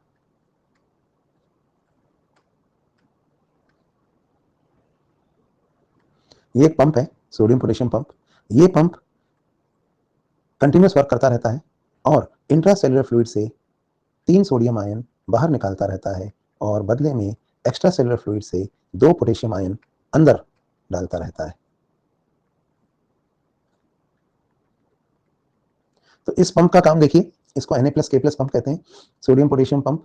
ये पंप कंटिन्यूसली काम कर रहा है, सोडियम पोटेशियम पंप नाम है इसका। और ये 3 सोडियम बाहर निकालता है तो बदले में 2 पोटेशियम अंदर डालता है। तो दोस्तों ये जो सोडियम पोटेशियम पंप है ना, ये भी एक रीजन है कि बाहर का मामला ज्यादा इलेक्ट्रो पॉजिटिव है और अंदर का मामला ज्यादा इलेक्ट्रो नेगेटिव है। पता है क्यों? क्योंकि बाहर तो ये +3 डाल रहा है और अंदर सिर्फ +2 डाल रहा है, तो एक -1 का फर्क आ गया कि नहीं आ गया? तो पता है ये जो अंदर का मामला है ना, ये बाहर की तुलना में ज्यादा इलेक्ट्रोनेगेटिव है। पता है कितना इलेक्ट्रोनेगेटिव है? -70 मिलीवोल्ट, इतना ज्यादा। तो ये जो पोटेंशियल डिफरेंस है ना इस मेम्ब्रेन के अक्रॉस, यहाँ ये होता है -70 मिलीवोल्ट। कैसे आया -70 मिलीवोल्ट? ये पोटेंशियल डिफरेंस है क्योंकि बाहर का मामला मोर इलेक्ट्रो पॉजिटिव है और अंदर का मामला मोर इलेक्ट्रो नेगेटिव है। So what is the difference? याद रखिए रेस्टिंग स्टेज में जो डिफरेंस होता है वो होता है -70 मिलीवोल्ट। यानी इस मेम्ब्रेन के अक्रॉस जो पोटेंशियल डिफरेंस है पीडी, इस पीडी को हम बोलते हैं आरएमपी, रेस्टिंग मेम्ब्रेन पोटेंशियल। ये है -70। माइनस साइन क्यों लगाया? माइनस साइन इसलिए लगाया कि अंदर का मामला बाहर के कंपैरिजन में -70 मिलीवोल्ट ज्यादा इलेक्ट्रोनेगेटिव है। So resting membrane potential is -70. Why did I write -70 RMP? Because the potential difference across the membrane is -70, यानी अंदर का मामला, अंदर लिख देता हूं, तुम्हें बाहर तकलीफ हो रही है तो ये लो -70। तो resting membrane potential across the membrane is -70। Potential difference किसका नाप रहे हैं हम? ईसी मतलब है ना आईसीएफ का, अंदर का। तो अंदर का मामला इंट्रासेल्युलर फ्लूइड का देख रहे हैं ना हम, बाहर के कंपैरिजन में 70 मिलीवोल्ट नेगेटिव है आईसीएफ। यहां तक की बात समझ में आई? इसके अलावा यहाँ पर एक और तरीका है जिससे सोडियम और पोटेशियम का ट्रांसफर होता रहता है। 2 तरीके तो मैंने आपको बताए जिनसे सोडियम और पोटेशियम का ट्रांसफर होता है। एक मैंने आपको बताया सोडियम पोटेशियम पंप, दूसरा मैंने आपको बताया चैनल्स। सोडियम पोटेशियम चैनल ये अलग चीज है और सोडियम पोटेशियम पंप ये अलग चीज है। तीसरा तरीका है लीकेज। यहाँ पर इस मेम्ब्रेन के अक्रॉस लीकेज भी होता रहता है, अंदर से बाहर, बाहर से अंदर, लीकेज। तो 3 तरीकों से आयंस का ट्रांसफर होता है। तीसरा तरीका है दोस्तों लीकेज। सोडियम बाहर से अंदर लीक हो सकता है और पोटेशियम जो है वो अंदर से बाहर लीक हो सकता है। तो तीसरा तरीका ट्रांसफर का है लीकेज। दोनों अपने हायर से लोअर कॉन्सेंट्रेशन लीक होते हैं, पोटेशियम अंदर से बाहर और सोडियम बाहर से अंदर।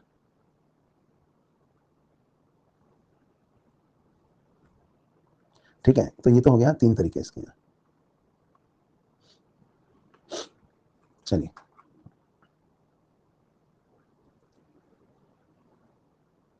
ECF is more electropositive, ICF is more electronegative. यही तो बोल रहा हूं मैं, दिक्कत क्या है तुम्हें? चलो मैं इसको और सिंपल कर देता हूं। जो एक्स्ट्रा सेलुलर फ्लूइड है ना ECF, वो है इंडिया। अब ध्यान से समझिए, एक्स्ट्रा सेलुलर फ्लूइड ये है इंडिया और इंट्रा सेलुलर फ्लूइड है पाकिस्तान।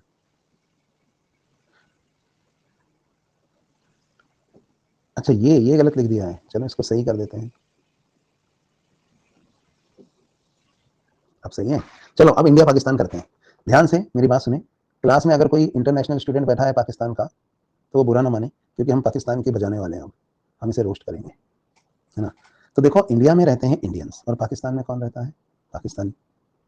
ठीक है, अब सुनिए, इंडियंस जो है वो कौन है? इंडियन है सोडियम आयंस, है ना। तो इंडियन कौन है? Sodium ions. पाकिस्तानी कौन है बताइए? पाकिस्तानी है पोटेशियम आयंस। ठीक है, तो इंडियंस और पाकिस्तानी। अब बताओ दोनों देशों में कहां पे गरीबी है, भुखमरी है, भिखमंगापन है और कौन सा कंट्री ज्यादा प्रॉस्परस है? कहने की जरूरत नहीं है कि पाकिस्तान हमसे ज्यादा गरीब है, वहां खाने को रोटी नहीं मिल रही है, हमसे बराबरी करेगा, हम चांद पे पहुंच गए हैं, वो अभी तक वहां एक डेमोक्रेटिक गवर्नमेंट तक नहीं है ना। तो वो ज्यादा इलेक्ट्रोनेगेटिव है हमारे कंपेरिजन में। क्या ये बात क्लियर है आपको? इलेक्ट्रोनेगेटिविटी कहाँ ज्यादा है? पाकिस्तान। ऊपर से पाकिस्तान में एक और प्रॉब्लम है जो उसको ज्यादा इलेक्ट्रोनेगेटिव कर देती है, पता है कौन? ये प्रोटीन। ये प्रोटीन है वहां पाए जाने वाले आतंकवादी, जिहादी। ये लोग क्या करते हैं, पाकिस्तान का माहौल एक तो वैसे ही खराब है और खराब कर देते हैं। तो 2 रीजन है भाइयों जिसकी वजह से पाकिस्तान उतना तरक्की नहीं कर पाया जितना हमारा मुल्क कर गया। और ये 2 रीजन क्या है? एक तो वो एक चार्ज का डेफिशिएंट है ना, और दूसरा ये प्रोटीन। प्रोटीन भी इलेक्ट्रोनेगेटिविटी जनरेट कर रहे हैं। तो सुनिए, बड़ी सीधी सी बात है, इंडिया से पाकिस्तान में जाने के और पाकिस्तान से इंडिया में जाने के 3 जरिए होते हैं या 3 रास्ते हैं जिससे इंडियंस पाकिस्तान में जा सकते हैं और पाकिस्तानी जो है वो इंडिया में आ सकते हैं। अब ये 3 रास्ते कौन से हैं, हम इन पे फोकस करते हैं। और 2 सिचुएशंस हैं। 2 सिचुएशंस कौन सी हैं? वॉर और पीस। याद रखिए 2 सिचुएशंस हैं, वॉर और पीस, है ना। वॉर में जब जंग चल रही होती है इंडिया और पाकिस्तान के बीच तो उसको हम वॉर कहते हैं, और जब शांति होती है, जब जंग नहीं चल रही होती है तो उसको हम कहते हैं पीस। तो अगर हम देखें कि इंडिया और पाकिस्तान में 2 जरिए हैं, वॉर और पीस। वॉर में क्या होता है और पीस में क्या होता है, ये हम यहाँ पर अभी देखेंगे। ठीक है, तो मैं 2 स्क्रीनशॉट्स यहाँ पे अपलोड किए ले रहा हूँ, हालांकि मैं लिख के भी बता सकता था, पर कर लेंगे। 2 सिचुएशंस हैं, ठीक है, और 2 चीजें हैं यहाँ पे। ये देखिए, पोटेंशियल डिफरेंस अक्रॉस एक्सोलीमा, आप चाहें तो लिख सकते हैं इसको ड्यूरिंग पीस और ड्यूरिंग वॉर। जो पोटेंशियल डिफरेंस एक्सोलीमा के अक्रॉस ड्यूरिंग पीस होता है उसे कहते हैं रेस्टिंग मेम्ब्रेन पोटेंशियल या आरएमपी, जिसके बारे में मैं आपको बता चुका हूं कि इसकी वैल्यू होती है -70 मिली वोल्ट। क्योंकि ये हम किसके रेफरेंस में देख रहे हैं? पाकिस्तान के रेफरेंस में, यानी इंट्रा सेलुलर फ्लूइड ICF। तो वहां पे -70 है इंडिया के कंपैरिजन में। और जब वॉर होता है तो दोस्तों इसको कहते हैं एक्शन पोटेंशियल। एक्शन पोटेंशियल भी हम ICF यानी कि पाकिस्तान की देखेंगे। तो जो भी पोटेंशियल डिफरेंस का ग्राफ मैं बनाऊंगा वो पाकिस्तानी ग्राफ होगा, इंडिया का नहीं, है ना, वहां पे हम स्टडी कर रहे हैं। तो देखिए 2 सिचुएशन होती हैं, वॉर और पीस। इनके बीच में एक सिचुएशन और होती है जिसको हम कहते हैं सीज फायर, जब जंग खत्म हो गई होती है लेकिन पूरी तरह से पीस अभी नहीं आई है। तो ये तो 2 सिचुएशन है, पर सीज फायर हम बाद में देखेंगे। कौन सी बताओ? वॉर और पीस। 2 सिचुएशन समझ में आई। वॉर में जो पोटेंशियल डिफरेंस होगा मेम्ब्रेन के अक्रॉस, किस मेम्ब्रेन के अक्रॉस? इस मेम्ब्रेन के अक्रॉस। जो पोटेंशियल डिफरेंस वॉर में होगा इस मेम्ब्रेन के अक्रॉस, वो कहलाएगा एक्शन पोटेंशियल। लेकिन नॉर्मली पीस के दौरान जब ये नर्व मेम्ब्रेन इंपल्स कंडक्ट नहीं कर रहा होता है, नर्व फाइबर, उस समय क्या होती है? पीस। और जब इंपल्स कंडक्ट कर रहा होता है तो वो क्या होता है? वॉर। मैं वॉर और पीस का अंतर और इजीली समझा दूं आपको। When not conducting an impulse, peace मतलब समझते हैं आप? जब इंपल्स कंडक्ट नहीं कर रहा है, रेस्ट कर रहा है ना, तब पीस है। और वॉर कब होगा? When impulse is being conducting. ठीक है, तो ये हो गया वॉर और peace, when not conducting the impulse and when conducting the impulse. चलिए, तो अब 3 तरीके हैं इंडिया से पाकिस्तान में जाने के, 3 जरिए हैं। आपको बताऊं कौन कौन से वो 3 जरिए जिससे इंडिया पाकिस्तान में आना जाना लगा रहता है? एक तो है एम्बेसी। सोडियम पोटेशियम पंप दरअसल एम्बेसी है। एम्बेसी कब काम करती है? जब वॉर हो रहा होता है या पीस? क्या आप मुझे बता सकते हैं? एम्बेसी से आना जाना लीगल तरीका होता है आने जाने का, और वो तरीका कब काम करता है? पीस में। वॉर के समय एम्बेसी बंद हो जाती है। Is that clear? तो जब पीस चल रही होती है उस समय इंडियंस को अगर पाकिस्तान में जाना है, मतलब पाकिस्तान यहाँ पे रहने वालों को अगर इधर आना है तो वो एम्बेसी से आएंगे 2, और इधर वालों को इधर जाना है तो 3 सोडियम आयन और 2 पोटेशियम आयन, ये आने जाने का रास्ता है। किधर से? एम्बेसी से। ठीक है, तो एम्बेसी वॉर में काम नहीं करती है, याद रखें। एम्बेसी काम करती है पीस में। तो सोडियम पोटेशियम पंप सिर्फ तब ऑपरेट करता है जिस समय इंपल्स कंडक्ट नहीं हो रही होती है ना। तो ये है एम्बेसी। दूसरा जरिया पता है क्या है? इंडियंस और पाकिस्तानी सैनिकों ने ना सुरंगें खोद रखी हैं, सुरंगें बॉर्डर के अक्रॉस। वो जैसे आपने गदर में देखा होगा। तो अभी मैं गदर की कई बातें यहाँ बताने वाला हूँ, तो ध्यान से सुनिएगा। तो अब ये क्या होता है कि ये सुरंगों से इंडियंस अपनी सुरंगों से पाकिस्तान में घुसते हैं और पाकिस्तानी अपनी सुरंगों से इंडिया में घुसते हैं। तार के नीचे, तार यानी ये जो अपना एक्सोलीमा है, इसके नीचे से सुरंगें खोद रखी है। ठीक है,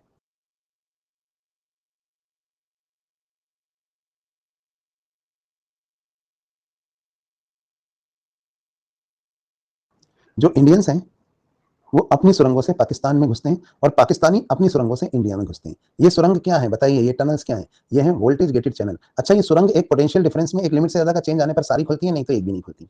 ठीक है, और तीसरा तरीका होता है इलीगल इमिग्रेंट्स, लीकेज। लीकेज, अच्छा, सुरंग कब खुलेगी पता है? जब पोटेंशियल डिफरेंस में चेंज आएगा। अब तीसरा है लीकेज, ये हमेशा चालू रहता है। अच्छा, सुरंग से आना जाना जंग के दौरान होगा, ये तो आप समझ ही गए, है ना, वरना दोनों अपनी अपनी तरफ रहेंगे, सुरंगों का यूज नहीं होगा। हिंदुस्तानियों को पाकिस्तान में घुसना होगा तो सुरंग यूज करेंगे, पाकिस्तानियों को इंडिया में घुसना होगा सुरंग। तीसरा है लीकेज। ये लीकेज से ना सिविलियन इधर से उधर आते जाते रहते हैं, रेफ्यूजी घुस रहे हैं। लीकेज, सोडियम इधर से इधर, पोटेशियम इधर से। आपने हायर से लोअर कॉन्सेंट्रेशन, मतलब सोडियम का कॉन्सेंट्रेशन कहाँ ज्यादा है? इंडियंस कहाँ ज्यादा होते हैं? इंडिया में। पाकिस्तानी कहाँ ज्यादा होते हैं? पाकिस्तान में। सिंपल। अब ये लीकेज ना, ये हमेशा चालू रहता है, चाहे जंग हो चाहे पीस हो, वॉर हो या पीस हो, लीकेज हमेशा चालू रहता है। और सोडियम, लेकिन लीकेज पता है कब कम हो जाता है? आपको सोचिए लीकेज कब कम हो जाता है?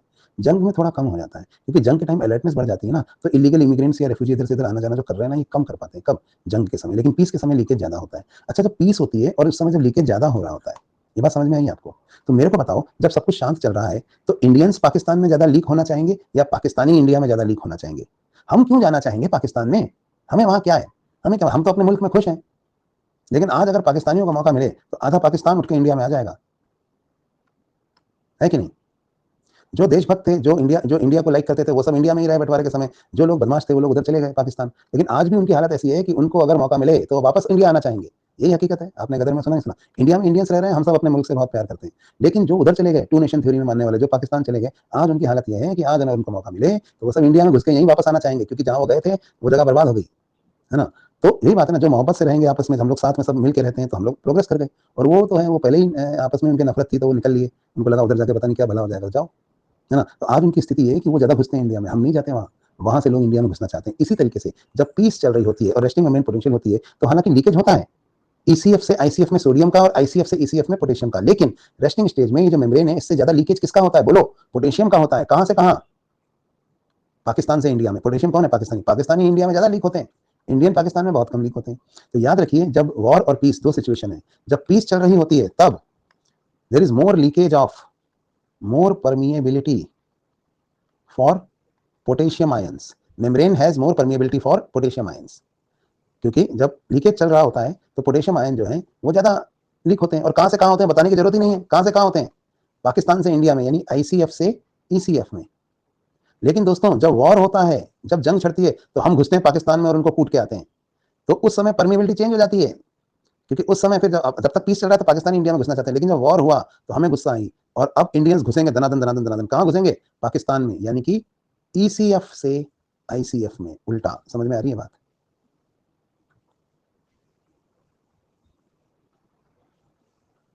तो याद रखिए, एक्शन पोटेंशियल के समय मोर परमिबिलिटी फॉर सोडियम आयंस है, लेकिन रेस्टिंग मेम्ब्रेन पोटेंशियल के समय मोर परमिबिलिटी फॉर पोटेशियम आयंस है। अब हमको उनके घर में घुस के मारेंगे, वॉर हो गई है तो, है ना। तो यहाँ पर दो चीजें हैं, रेस्टिंग मेम्ब्रेन पोटेंशियल और एक्शन पोटेंशियल। तो देखिए, three modes by which ions can travel across the axolemma. तीन तरीके हैं जिससे इंडिया से पाकिस्तान में, ईसीएफ से आईसीएफ में, आईसीएफ से ईसीएफ में आया या जाया जा सकता है। क्या है वो तीन तरीके? देखिए, पहला है एम्बेसी, यानी कि सोडियम पोटेशियम पंप। दूसरा है सुरंग, वोल्टेज गेटेड चैनल। और तीसरा है लीकेज, यानी कि इलीगल इमिग्रेंट्स। है कि नहीं? अब पहले बात करते हैं एम्बेसी की। तो पीस और वॉर में क्या होता है? एम्बेसी पीस में ओपन रहती है, वॉर में क्लोज हो जाती है, बराबर है या नहीं? सुरंग वॉर में ओपन रहती है, पीस में क्लोज रहती है। सुरंग दो तरह की है दोस्तों, एक सोडियम की और एक पोटेशियम की, सोडियम चैनल और पोटेशियम चैनल। और तीसरा होता है दोस्तों लीकेज, वो हमेशा चालू रहता है, चाहे वॉर हो चाहे पीस हो, लेकिन वॉर के समय थोड़ा कम होता है, पीस के समय लीकेज ज्यादा रहता है। और लीक कौन करता है? याद रखिए, पाकिस्तानी लीक ज्यादा करते हैं, इंडियंस नहीं करते। इंडिया में रहने वाला इंडियन, चाहे वो कोई भी हो, वो यही खुश है और यही उसका मुल्क है, उसे कहीं जाने की जरूरत नहीं है। वो कहता है मैं अपने कंट्री में खुश हूँ। लेकिन ये पाकिस्तानी है जो वहां रहते हैं पाकिस्तान में, चाहे वो कोई भी हो, वो वहां खुश नहीं है, वो सब इंडिया में आना चाहते हैं।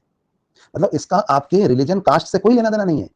पाकिस्तान में रहने वाला हर बंदा, चाहे वो कोई भी हो, इंडिया में आकर रहना चाहता है। और इंडिया में रहने वाला हर बंदा इंडिया में ही रहना चाहता है, क्योंकि इंडिया अच्छा है, वो हमारा मुल्क है, हमें अपने मुल्क से प्यार है। पाकिस्तानी को अपने मुल्क से ही प्यार नहीं है, वो इंडिया आना चाहता है और चाहता है यहीं पे कुछ नौकरी वोकरी मिल जाए, पिज्जा बर्गर खाने को मिल जाए। तो ये है सिचुएशन। बात समझ में आई? यहाँ पर इंडियंस को हम सोडियम आयन कह रहे हैं और पाकिस्तानी को हम पोटेशियम आयन कह रहे हैं।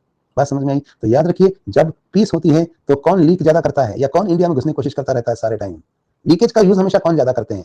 पाकिस्तानी। हम नहीं करते, याद रखना। हमको उधर जाने का कोई शौक नहीं है। हमको कभी जाना भी होता है तो हम एम्बेसी से वीजा लेकर जाते हैं, हमें क्या जरूरत है उधर जाने की। अगर कभी जाना पड़े, कोई बात हो, जैसे मान लीजिए हमारा कोई पिलिग्रिम है उस तरफ, तो हम जाते हैं वहाँ पे मत्था टेकने या वहाँ पे जो भी पूजा करने जाते हैं, तो हम जाते हैं अपना एम्बेसी लेके, ठीक है। हमें ये सब इलीगल इमिग्रेंट करने की जरूरत नहीं। लेकिन जब पीस होती है तो याद रखिए, तीन तरीके लीकेज हमेशा कौन ज्यादा करते हैं? पाकिस्तानी, है ना। अब यहाँ पे आप एक बात ध्यान रखिए, तीन जरिए, the three modes by which we can travel across the axolemma. कौन कौन से हैं ये? एक तो है एम्बेसी, दूसरा है सुरंग और तीसरा है लीकेज। लीकेज मतलब इलीगल इमिग्रेंट। तो एम्बेसी वाला तरीका है सोडियम पोटेशियम पंप, जो पीस के समय ओपन रहता है लेकिन वॉर के समय क्लोज हो जाता है। दूसरा है वोल्टेज गेटेड चैनल, यानी सुरंग, जो अपनी अपनी है, सोडियम वालों की अलग, पोटेशियम वालों की अलग। ये वॉर में ही ओपन होती है और पीस में ही क्लोज रहती है। तीसरा होता है लीकेज, जो इलीगल इमिग्रेंट, जो हमेशा ओपन रहता है लेकिन वॉर के समय थोड़ा कम हो जाता है, पीस के समय ज्यादा रहता है। और इसका यूज कौन ज्यादा करता है? इसका यूज पोटेशियम आयन यानी पाकिस्तानी ज्यादा करते हैं। मैं यहाँ पे आपको बेसिक बातें बता रहा हूँ जिसपे हम इंपल्स कंडक्शन समझेंगे कि इंपल्स बनती कैसे है और कंडक्ट कैसे होती है, ठीक है। तो यहाँ पर ये तीन सिचुएशन है। तो देखिए, वॉर और पीस, वॉर में किसके लिए परमिबिलिटी ज्यादा है? पोटेशियम के लिए। और पीस में किसके लिए ज्यादा है? सोडियम के लिए। क्योंकि वॉर में सॉरी सोडियम के लिए और पीस में पोटेशियम के लिए, है ना। तो अगर पीस है तो पाकिस्तानी इंडिया में लीक ज्यादा हो रहे हैं, लेकिन वॉर होगा तो फिर हम घुसेंगे हर तरीके से, है ना। तो ये सिचुएशन आपको समझ में आई, वॉर और पीस, और तीन जरिए जिससे इंडिया और पाकिस्तान के लोग एक दूसरे के देश में आते जाते हैं, यानी आयंस ट्रांसफर होते हैं एक्सोलीमा के अक्रॉस, राइट। अब इसके बेसिस पे हम पढ़ेंगे कि इंपल्स कंडक्शन कैसे होता है अक्रॉस द मेम्ब्रेन। लेकिन दोस्तों समय जो है वो समाप्त हो गया है, तो 10-15 मिनट बचे हैं जो डाउट्स नहीं लग जाएंगे। आपको इंपल्स कंडक्शन बता रहा हूँ मैं, एक छोटा सा ग्राफ भी यहाँ बना देता हूँ जो हम अगले क्लास में यूज करेंगे। ध्यान से देखिए, मैं यहाँ पर एक ग्राफ बना रहा हूँ और मैं आपको पहले ही बता देता हूँ, ये ग्राफ है पाकिस्तान का ग्राफ। नहीं समझे?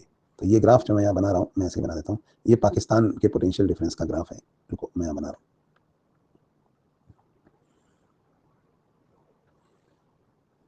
इस एक्सिस पे चल रहा है टाइम और इस एक्सिस पे है वोल्टेज, मिली वोल्ट्स में, ठीक है, तो यहाँ देखिए +10 +20 +30 +40 ये पॉजिटिव एक्सिस है,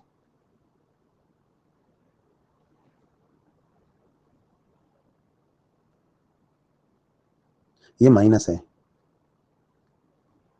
तो मैं साइन नहीं लगा रहा हूं, आप समझ जाओ ये माइनस है।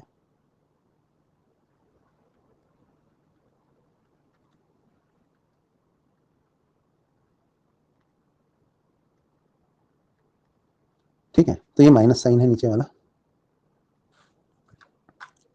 चलिए, तो इस समय रेस्टिंग स्टेट में जब पीस है तो मुझे बताइए इस समय पोटेंशियल डिफरेंस कितना है, रेस्टिंग मेम्ब्रेन पोटेंशियल कितनी है? तो वो ये है दोस्तों, कितनी? -70। समझ में आई बात? -70 मिली वोल्ट्स। ठीक, यहां से हम इसको पढ़ना शुरू करेंगे। इस ग्राफ में मैं आपको दिखाऊंगा कि ऐसे जाता है, ऐसे देखा होगा आपने, ऐसे एक ग्राफ पढ़ाया जाता है आपको, यही ग्राफ मैं आपको पढ़ाऊंगा।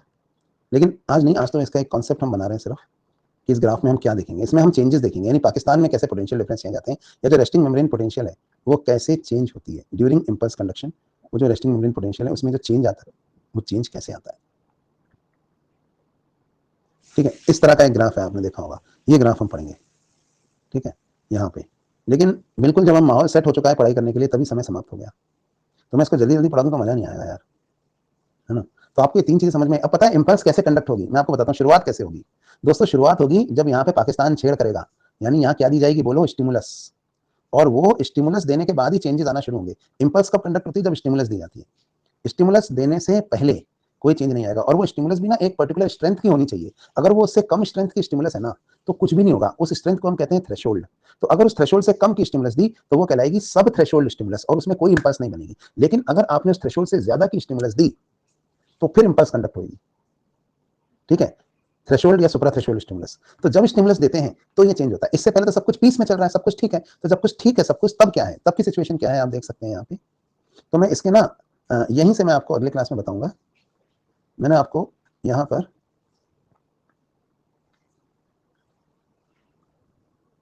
जो 3 चीजें मैंने यहाँ पे आपको बताई हैं, और ये 4, तो कैसे स्टिमुलस देने पे क्या होता है, थोड़ा सा आइडिया 2 मिनट का है। परमिबिलिटी चेंज होती है ना, जब यहाँ पे परमिबिलिटी चेंज होती है स्टिमुलस देने से, थोड़ा सा ना पॉजिटिव चार्ज अंदर की तरफ लीक होता है।